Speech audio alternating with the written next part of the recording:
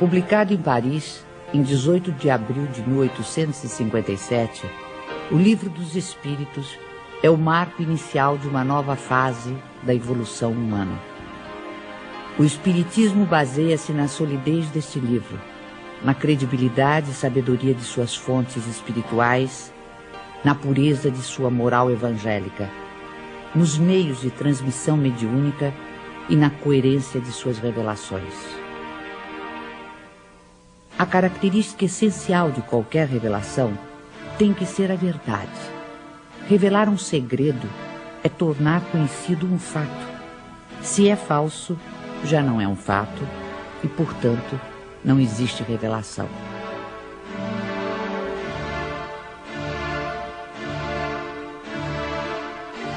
Todas as ciências que nos fazem conhecer os mistérios da natureza são revelações, e pode dizer-se que há para a humanidade uma revelação incessante.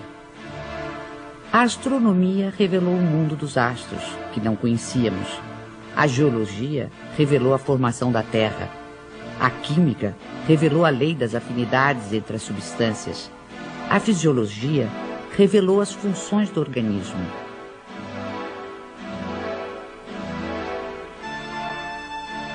Copérnico, Newton, Galileu, Laplace e Lavoisier foram reveladores.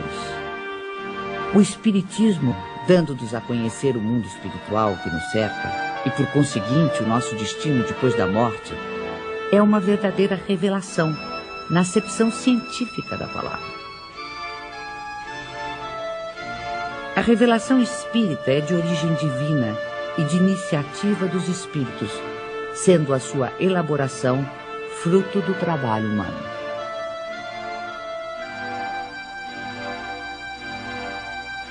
Obedecendo a uma sequência histórica, a primeira revelação divina teve sua personificação em Moisés, a segunda no Cristo. A terceira não a tem em um só indivíduo. Aí está um caráter essencial de grande importância. A revelação espírita, ou terceira revelação, é coletiva no sentido de não ter sido dada como privilégio a pessoa alguma. Foi espalhada simultaneamente por sobre a terra a milhões de seres humanos de todas as idades e condições.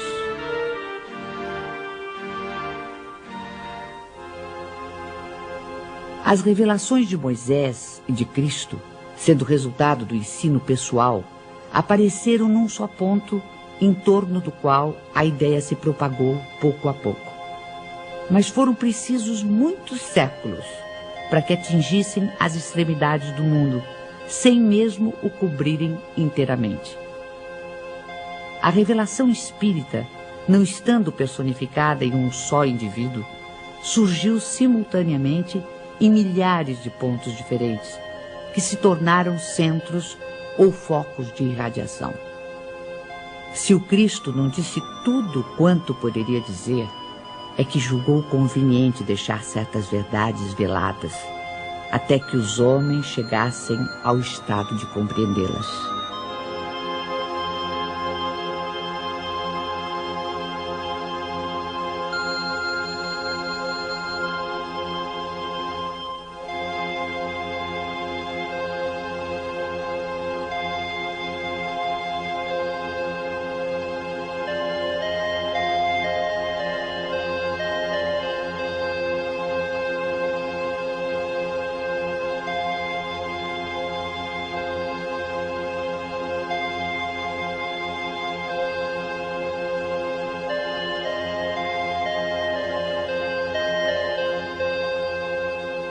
Mas quem toma a liberdade de interpretar as escrituras sagradas?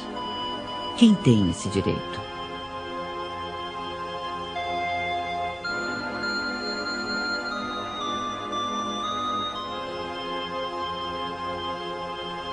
Neste século de emancipação intelectual e de liberdade de consciência, o direito de exame pertence a todos, cientistas, religiosos, filósofos e pesquisadores. Os homens, cada vez mais esclarecidos, à medida que novos fatos e novas leis se forem revelando, saberão separar da realidade os sistemas utópicos. Ora, as ciências tornam conhecidas algumas leis. O Espiritismo revela outras. Todas são indispensáveis à inteligência dos textos sagrados de todas as religiões, desde Confúcio e Buda até o cristianismo. Um último caráter da revelação espírita é que, apoiando-se em fatos, tem que ser, e não pode deixar de ser, essencialmente progressiva, como todas as ciências de observação. Caminhando de par com o progresso, o Espiritismo jamais será ultrapassado. Se uma verdade nova se revelar, ele a aceitará.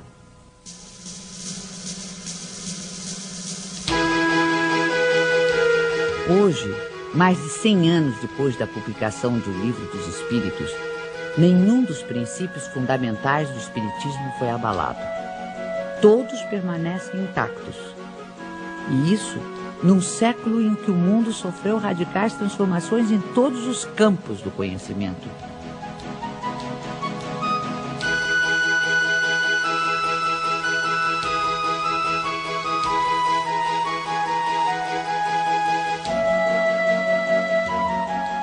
O que se pode observar é que o desenvolvimento da ciência se processa justamente na direção dos princípios espíritas. O exemplo mais recente está nos jornais. Depois do átomo e de todas as suas subdivisões, os cientistas acabam de dar mais um passo no estudo do microcosmo. Agora, com o anúncio oficial da descoberta do top quark, a partícula mais fundamental da matéria. Esta conquista científica, que ajudará a entender planetas, estrelas, galáxias e a própria vida, vem confirmar ensinamentos que já nos haviam sido antecipados pelo capítulo 2º de O Livro dos Espíritos, sobre os elementos gerais do universo e as propriedades da matéria.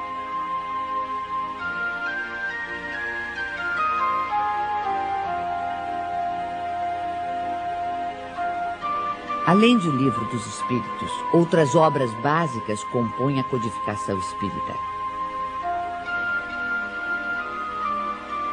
O Livro dos Médiuns,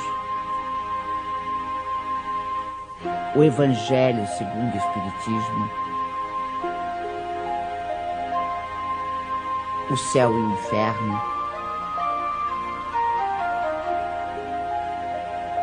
e a Gênese desenvolvem, aprofundam e consolidam os princípios do Espiritismo. Todos esses princípios, que resultam dos ensinamentos dos Espíritos, foram sistematizados e codificados por Allan Kardec.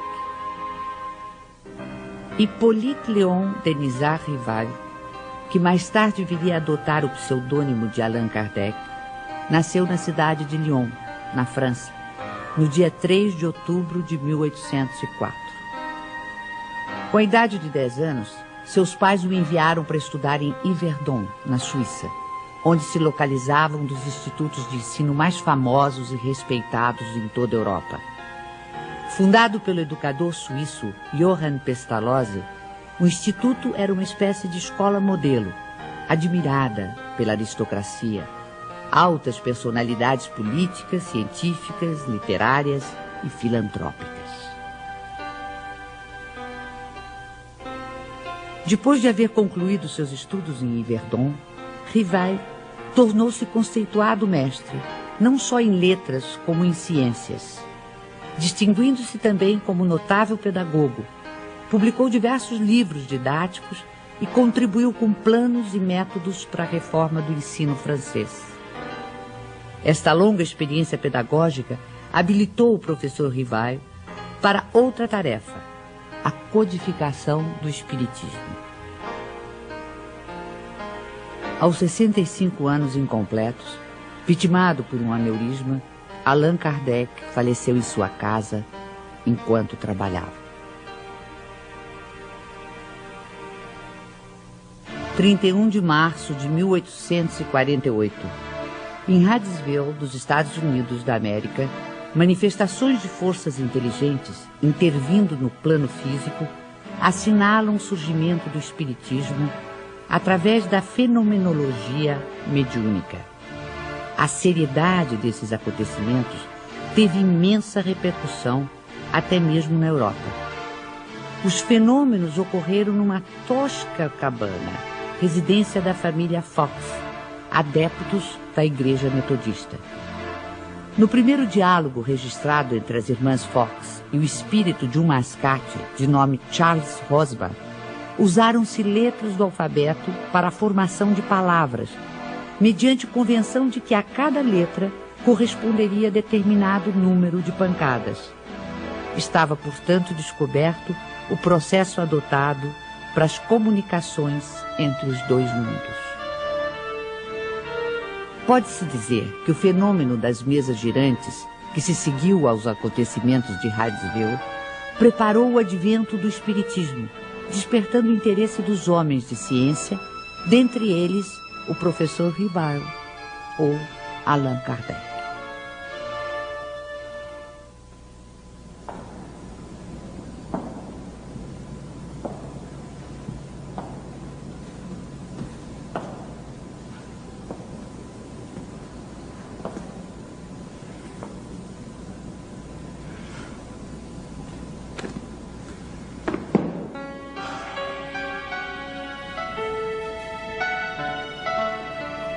Foi em 1854 que pela primeira vez ouvi falar das mesas girantes. Encontrei um dia o magnetizador, o Sr. Fortier, que conhecia desde muito tempo. Disse-me ele que já não eram somente as pessoas que podiam se magnetizar, mas também as mesas, conseguindo-se que elas caminhassem e girassem à vontade. O fato não me pareceu radicalmente impossível. O fluido magnético, que é uma espécie de eletricidade, pode perfeitamente atuar sobre corpos inertes e fazer que eles se movam.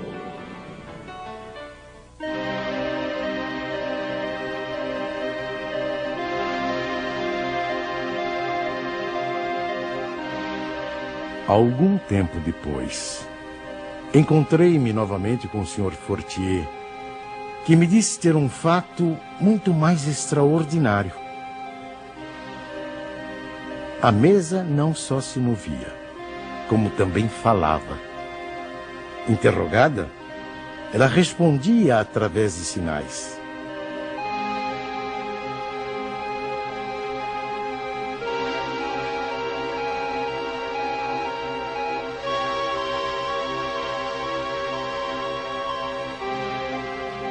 Eu estava, pois, diante de um fato inexplicado, aparentemente contrário às leis da natureza e que a minha razão repelia.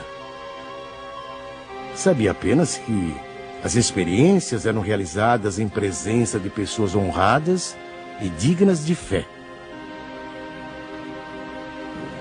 No ano seguinte, o Sr. Carlotti, amigo de 25 anos, me falou dos mesmos fenômenos com entusiasmo.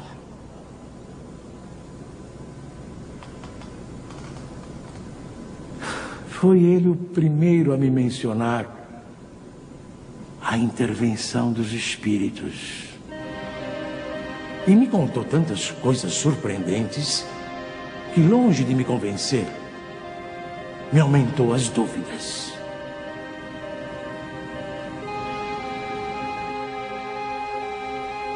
Tempos depois, fui convidado a assistir às experiências que se realizavam em casa da senhora Pleine-Maison.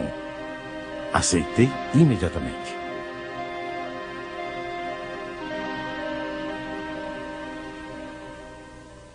Foi aí que, pela primeira vez, presenciei o fenômeno das mesas que giravam, saltavam e corriam.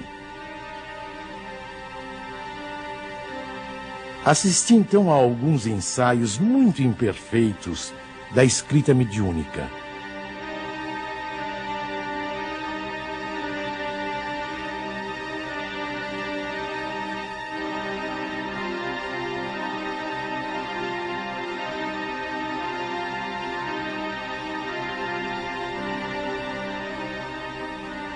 Sem dúvida, havia ali um fato que necessariamente decorria de uma causa.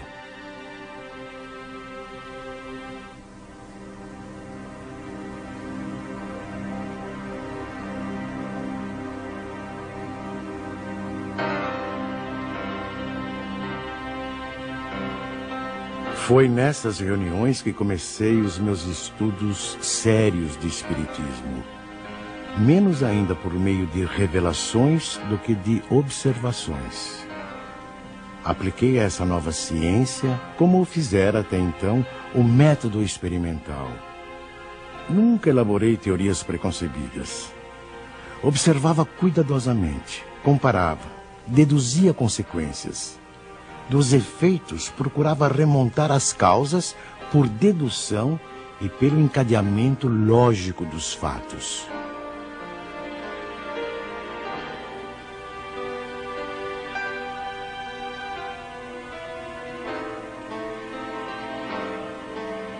Um dos primeiros resultados que colhi das minhas observações foi que os espíritos, nada mais sendo do que a alma dos homens, não possuíam nem a plena sabedoria, nem a ciência integral. O saber de que dispunham se limitava ao grau que haviam alcançado de adiantamento. A opinião deles só tinha o valor de uma opinião pessoal. Esta constatação me preservou de acreditar na infalibilidade dos espíritos e me impediu de formular teorias prematuras, tendo por base o que fora dito por alguns deles.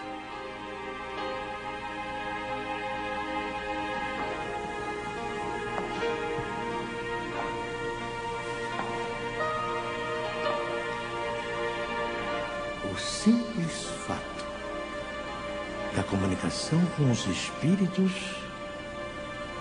dissessem eles o que dissessem, provaria a existência do mundo invisível ambiente.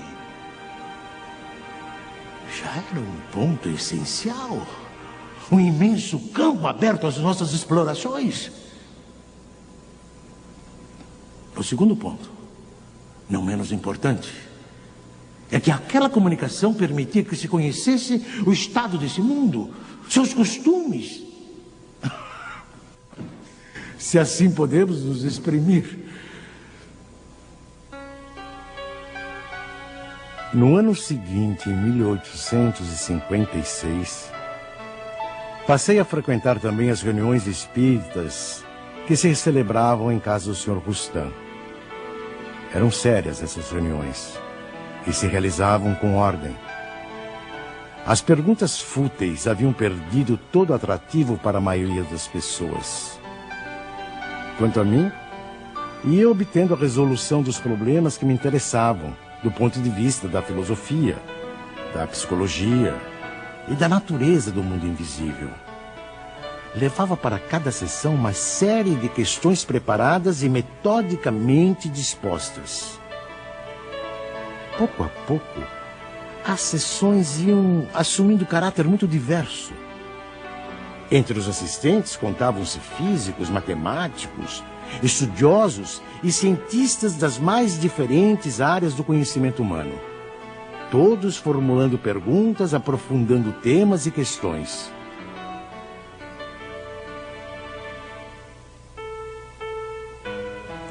Mais tarde, quando vi que aquilo constituía um todo e ganhava as proporções de uma doutrina, tive a ideia de publicar os ensinos recebidos.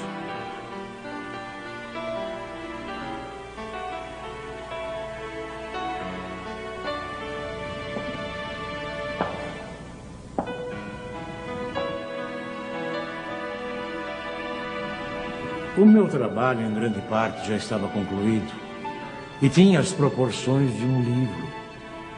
Mas eu fazia questão de submetê-lo ao exame de outros espíritos, com auxílio de diferentes médiuns. Mais de 10 médiuns participaram do trabalho. Da comparação e da fusão de todas as respostas coordenadas, classificadas, e muitas vezes retocadas no silêncio da meditação, foi que eu organizei a primeira edição de O Livro dos Espíritos.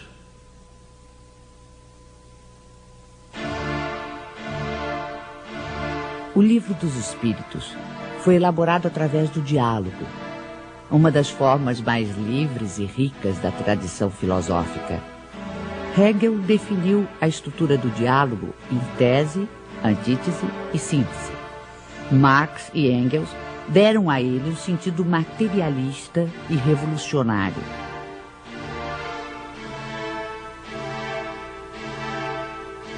Em vez de enfatizar as contradições, os conflitos e as lutas dos opostos, a dialética espírita prefere a compreensão, a união dos contrários, o entendimento que conduz ao progresso.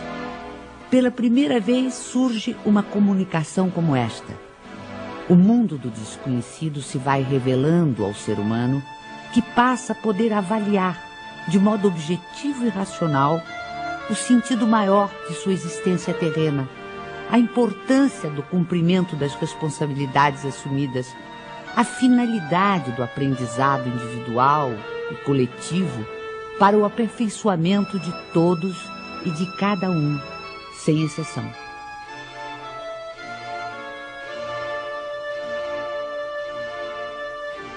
A fé inabalável é a que pode encarar frente a frente a razão, em todas as épocas da humanidade. É aí que reside a principal força do Espiritismo.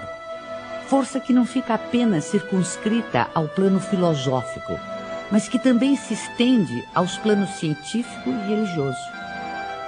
Científico, porque o Espiritismo é uma ciência que demonstra experimentalmente a existência da alma e sua imortalidade.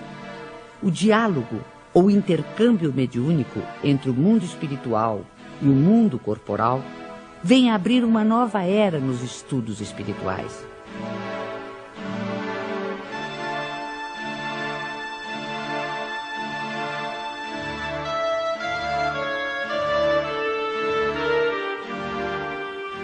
Antes desse tipo de comunicação, o conhecimento humano se dividia radicalmente entre os mistérios divinos e a experiência terrena.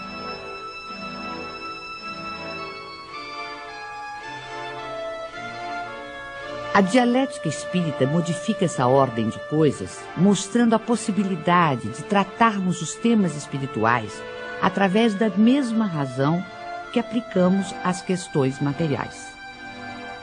Assim, o Livro dos Espíritos se apresenta como um marco definitivo. Antes dele, tínhamos o espiritualismo utópico. Com ele, e depois dele, dentro dos ensinamentos da doutrina, temos o espiritualismo científico.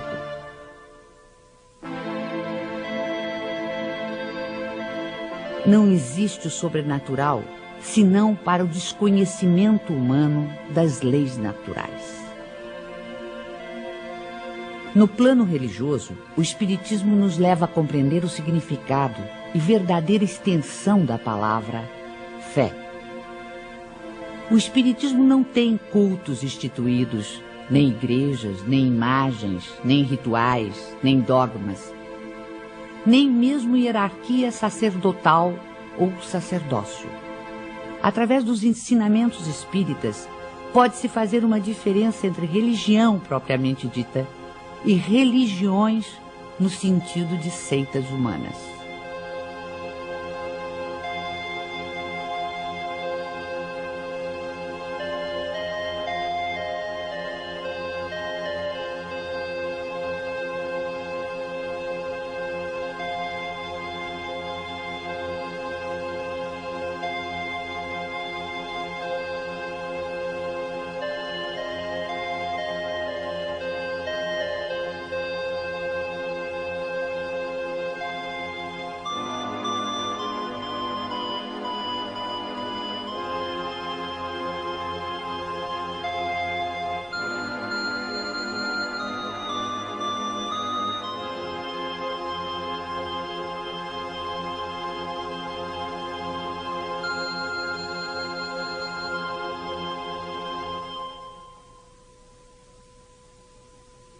Em vez do culto, temos a prece, que é o mais belo dos diálogos, o mais íntimo, o mais simples e, ao mesmo tempo, o mais sublime. Pela prece sincera, pensamos em Deus numa evocação de pedido, de agradecimento ou de glorificação.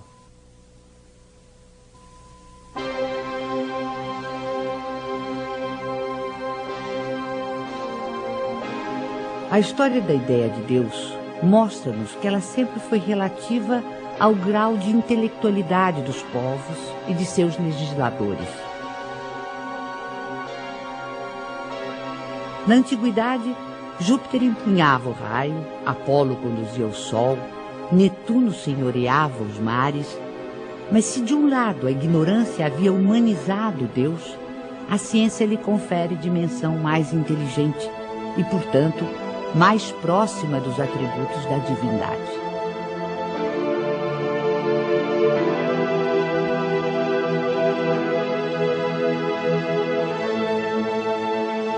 Racionalmente não é possível admitir um efeito sem causa. Olhando o universo imenso, a ordem e harmonia a que obedece a marcha dos mundos inumeráveis, olhando ainda os seres da natureza, o reino vegetal e os minerais, com suas admiráveis variedades,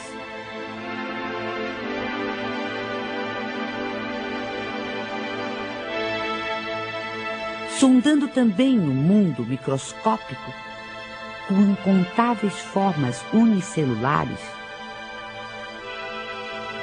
toda essa imensidão, profusão e beleza nos obriga a crer em Deus como causa necessária. O feto não pode conhecer a dimensão de quem lhe dará a luz, da mesma forma que o homem é incapaz de perceber Deus em sua divina essência. Mesmo depois da morte, dispondo de faculdades perceptivas menos materiais, não pode ainda o espírito imperfeito perceber totalmente a natureza divina. Como recém-nascido, precisará crescer e evoluir para aos poucos adquirir entendimento.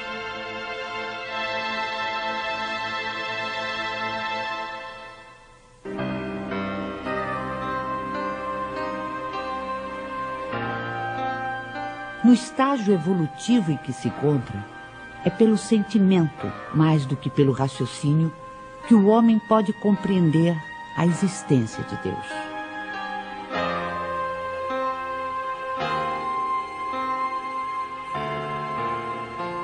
Allan Kardec colocou logo no início do Livro dos Espíritos um capítulo que trata exclusivamente de Deus. Com isso pretendeu significar que o Espiritismo tem na existência de Deus o seu princípio maior. Os seres que se manifestam designam-se a si mesmos pelo nome de espíritos e dizem, alguns pelo menos, que viveram como homens na terra.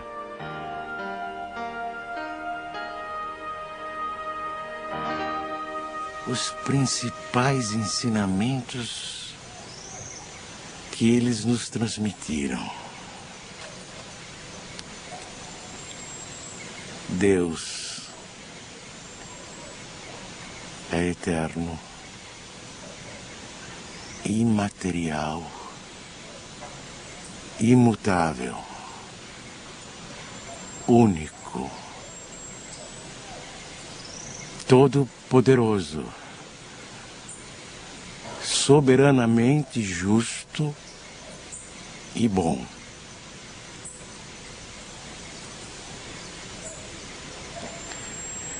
Este é o melhor conceito que a nossa limitada inteligência pode fazer daquele que criou o universo. O universo compreende todos os seres animados e inanimados, materiais e imateriais. Os seres materiais constituem o mundo visível ou corporal, e os seres imateriais, o mundo invisível ou espírita.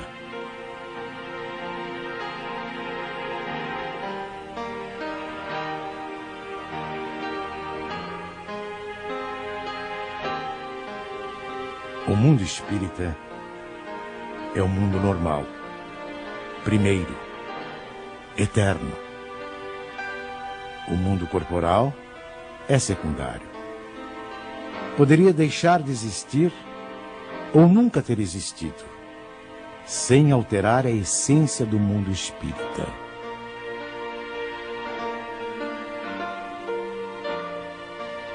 Os espíritos revestem temporariamente um invólucro material, perecível, e sua destruição pela morte os devolve à liberdade.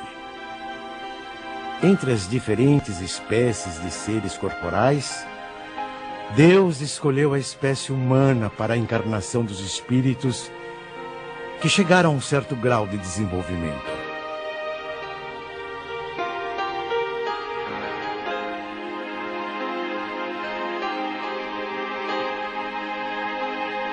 A alma é um espírito que encarnou e, portanto, um ser imaterial e individual que reside em nosso corpo e a ele sobrevive.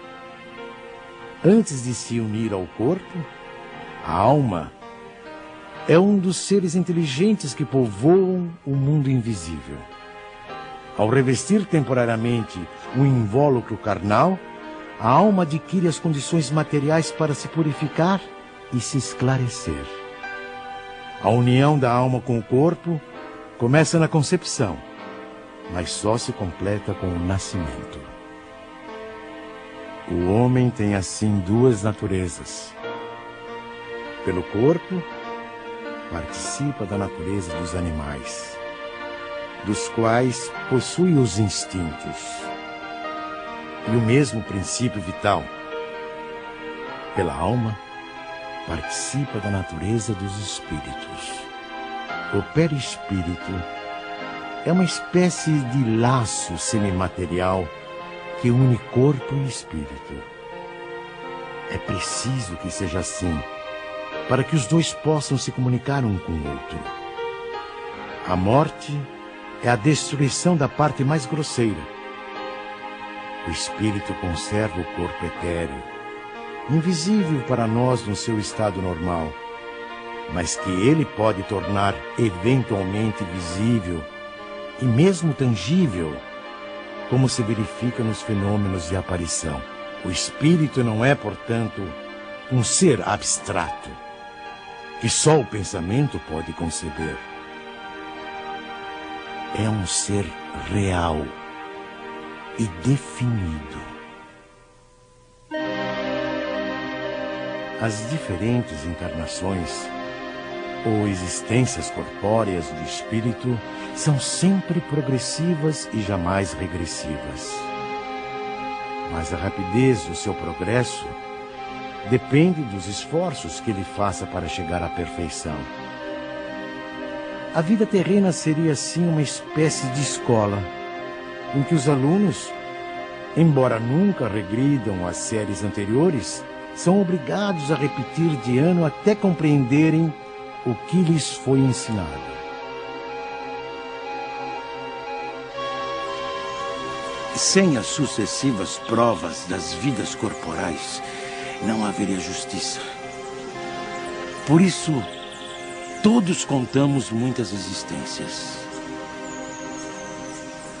O principal objetivo da reencarnação reside no melhoramento progressivo da humanidade. A influência dos espíritos sobre os nossos pensamentos e atos é indiscutível. Pensar é vibrar, é entrar em relação com o universo espiritual que nos envolve. Conforme as emissões mentais de cada ser, os espíritos poderão colaborar com ele em seus esforços de progresso ou conduzi-lo à sua ruína. Nada mais natural que se consiga harmonia e felicidade quando a emissão mental for equilibrada e positiva. ou infortúnios e aflições se o pensamento for desequilibrado e doentio. A força e o trabalho da mente estão na base de todas as transformações pessoais e coletivas da humanidade.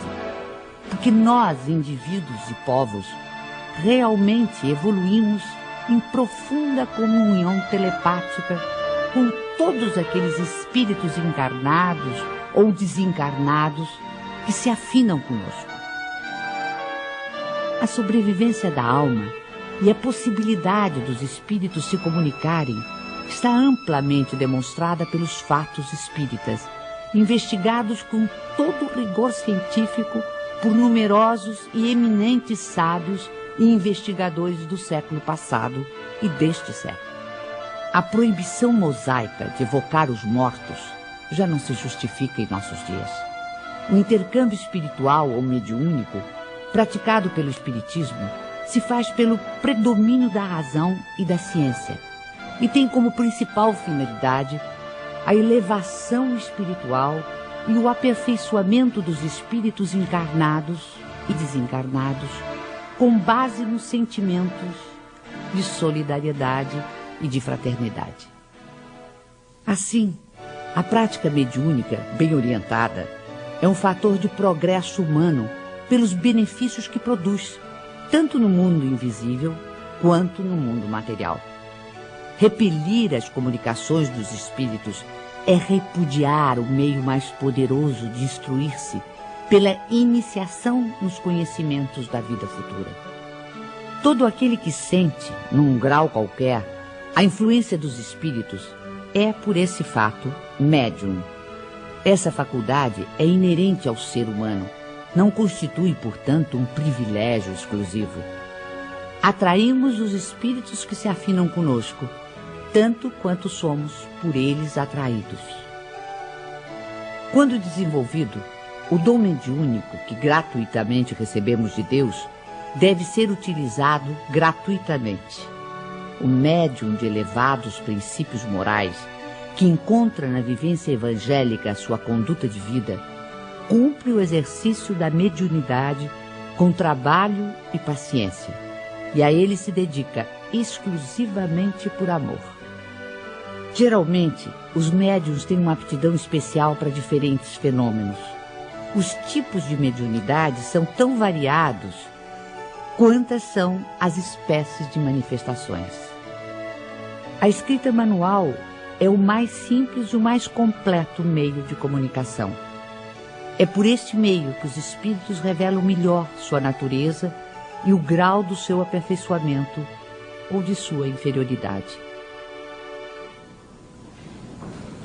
Os espíritos evoluídos nos ensinam que o ser humano que se liberta da matéria, por não priorizar as futilidades mundanas e por cultivar o amor ao próximo, aproxima-se da natureza espiritual. A moral dos espíritos superiores se resume como a do Cristo nesta máxima evangélica: fazer aos outros o que queríamos que os outros nos fizessem. Isto é, fazer o bem e não o mal. Neste princípio encontramos uma regra universal de proceder, mesmo para as nossas menores ações. Cada um de nós deve tornar-se útil, segundo as faculdades e os meios que Deus nos colocou nas mãos para nos provar. Eles nos ensinam também que não há faltas ou erros irreparáveis. O ser humano encontra o meio necessário nas diferentes existências para avançar segundo o seu desejo e os seus esforços em direção à perfeição, que é o seu objetivo final.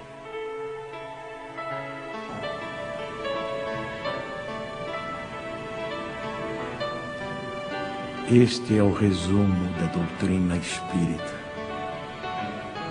como ela aparece no ensinamento dos espíritos superiores. O espiritismo, que apenas acaba de nascer, ainda é muito pouco compreendido em sua essência por grande número de adeptos. Mas posso imaginar uma associação ou sociedade em que seus componentes se reúnam com o propósito de se instruírem e não na expectativa de presenciarem fenômenos extraordinários. Uma associação indissolúvel, onde haja confiança mútua e recíproca benevolência. Uma associação que exclua o constrangimento que nasce da suscetibilidade, do orgulho que se irrita à menor contradição e do egoísmo que só se interessa por si.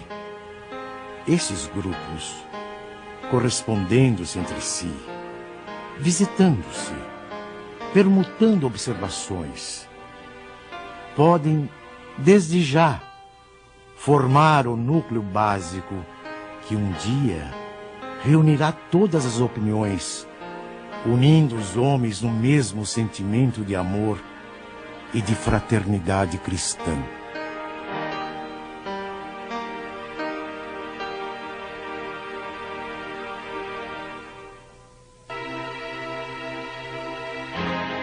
Assim, embora tenha previsto a possibilidade de as reuniões espíritas atraírem número bastante elevado de participantes, Kardec aconselha que estas reuniões se multipliquem, de preferência através da constituição de grupos menores. Espalhados por todo o mundo, os centros espíritas constituem-se em abençoadas escolas. São centros de estudo, de fraternidade, de oração e de trabalho. Pelo volume de obras que realizam, tornaram-se também verdadeiras instituições sociais e assistenciais, que têm sempre presente o espírito do núcleo básico de que nos fala Kardec. Núcleo de amor, onde o aperfeiçoamento individual é prioritário, porque leva naturalmente ao aperfeiçoamento do grupo social e da humanidade.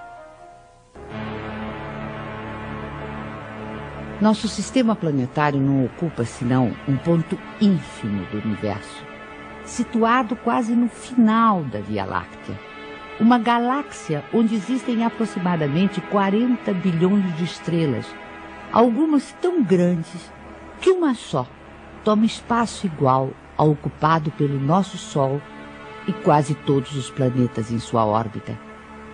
Uma das galáxias mais próximas, a nebulosa de Andrômeda, dista do nosso sistema solar cerca de 680 mil anos-luz. Ora, se o universo tem tais dimensões e se o número de planetas existentes conta-se pela ordem de trilhões ou mais, seria ingenuidade supor que apenas a Terra seja habitada por seres racionais. Segundo o Espiritismo, nos mundos que gravitam no espaço infinito, outras humanidades, em vários graus de adiantamento, encontram habitação adequada ao seu avanço.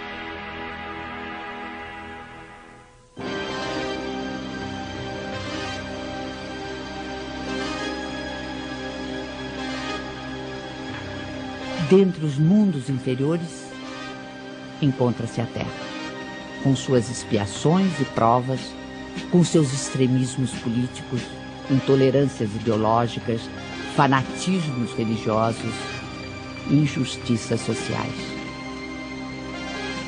Aqui, seus habitantes levam uma vida instável, de lutas e trabalhos penosos, com mais momentos de infelicidade do que de alegrias.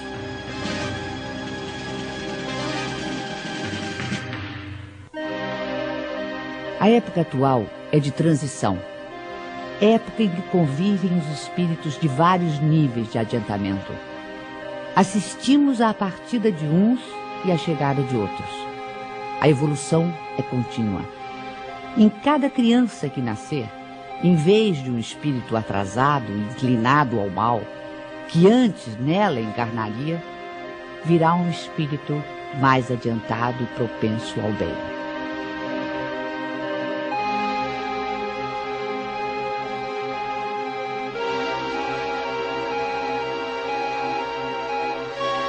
Por meio do trabalho ético e humanitário, combatemos nossos orgulhos e egoísmos. Por meio do diálogo, superamos nossas diferenças. Por meio da solidariedade, pomos em prática o ensino do Cristo de amor ao próximo. Esta é a destinação imediata da Terra, planeta de regeneração. Continuando no seu progresso ininterrupto, a Terra e sua humanidade ascenderão a planos cada vez mais altos, até a perfeição a que todos os mundos e seres estão predestinados.